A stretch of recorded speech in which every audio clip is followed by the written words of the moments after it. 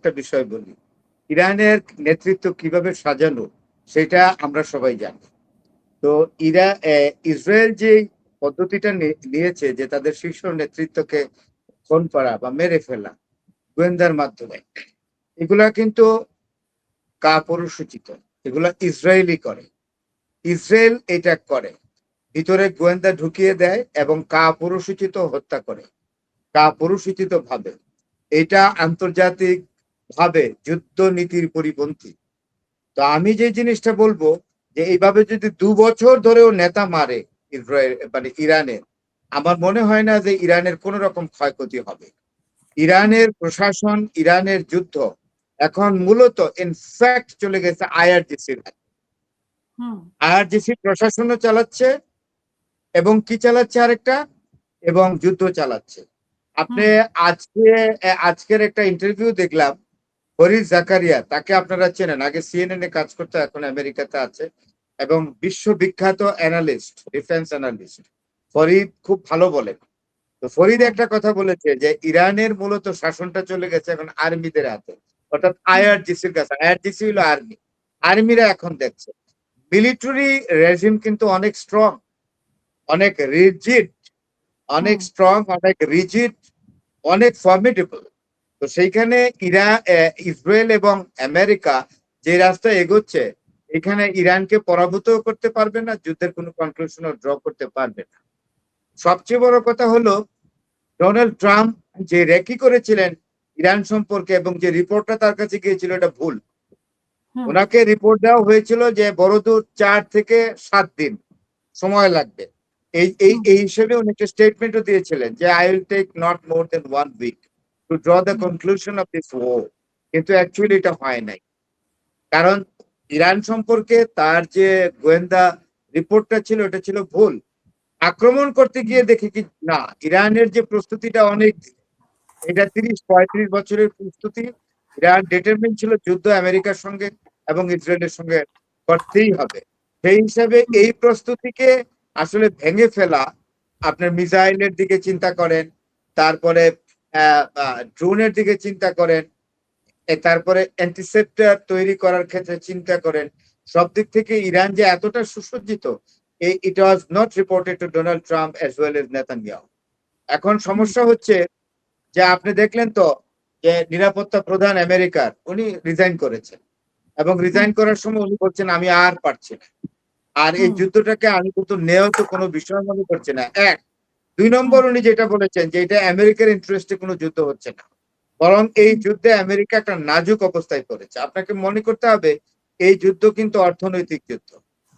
যে অর্থনীতি আমেরিকা, হ্যাঁ অর্থনৈতিক যুদ্ধ, যেটা ডোনাল্ড ট্রাম্প ভাবছিল যে যুদ্ধ শুরু হওয়ার 2-1 দিনের মধ্যে হরমুজ প্রণালী উনি কন্ট্রোলে নেবেন, কিন্তু এখন দেখা গেল এটা সুদূর পরাহত।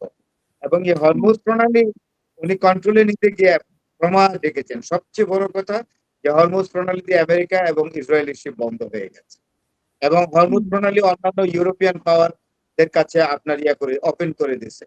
তো এখন লসটা হলো কার? আমেরিকা এবং ইসরায়েলের। তো এবং সমস্যা কিন্তু আমেরিকা এবং ইসরায়েলের, বিশেষ করে ইসরায়েলের কোনো যায় আসে না। ইসরায়েল হলো একটা নটি বল মধ্যপ্রাচ্যে, তার কাজই হলো গন্ডগোল বাঁধানো।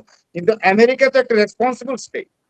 আমেরিকা কেন এই যুদ্ধটা চালিয়ে যাবে, যেটা আমেরিকার ইকোনমির উপরে, বিশেষ করে জ্বালানির উপরে অর্থনীতি নির্ভর করে? আমেরিকার জ্বালানির উপরে দারুণ প্রেসার তৈরি হয়েছে। আপনি একটা জিনিস এখানে এখানে কিন্তু জিনিসটা আসলে মানে মানুষ বুঝতে পারছে না। আপনি দেখেন ইরান কিন্তু খুব স্মার্টলি অ্যাটাক করতেছে এই মধ্যপ্রাচ্যের তেলের জায়গাগুলোকে, এবং refinery centre control by America. মধ্যপ্রাচ্যের যে তেলের রিফাইনারি সেন্টার যেগুলোকে নিয়ন্ত্রণ করে আমেরিকা, এইগুলোকে তছনছ করে দিচ্ছে। তাইলে এখানে দুটো জিনিস কিন্তু আক্রান্ত হয়েছে আমেরিকা দুভাবে। একটা হলো মধ্যপ্রাচ্যের থেকে তেল নিতে পারছে না, একেবারে অচিরেই পুরাতেই নষ্ট করে দিচ্ছে।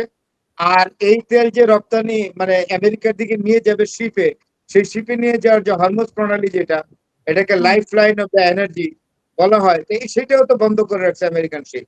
আপনাকে আমি একটা তথ্য দিই যে জাহাজ কি পরিমাণ কমছে।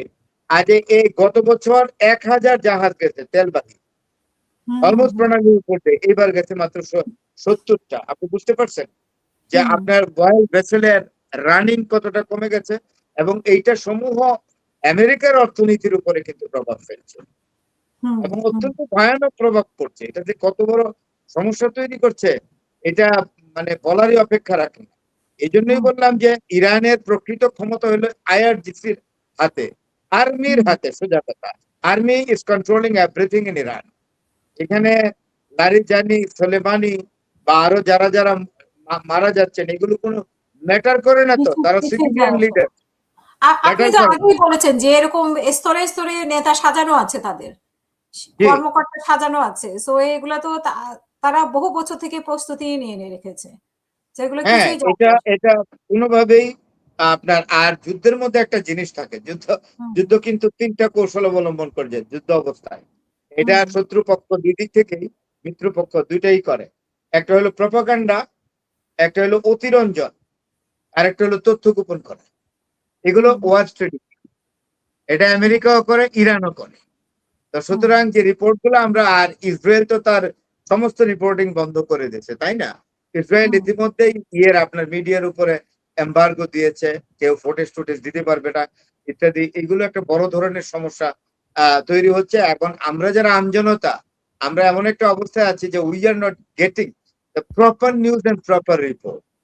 তারপরেও হুম বোঝা যায়, তারপরেও তো এটা তথ্য প্রবাহ এতটাই এখন অবাধ, এটাকে পূর্ণ নিয়ন্ত্রণ করা যায় না। তারপরেও কিন্তু আমরা অনেক কিছুই জেনে যাই।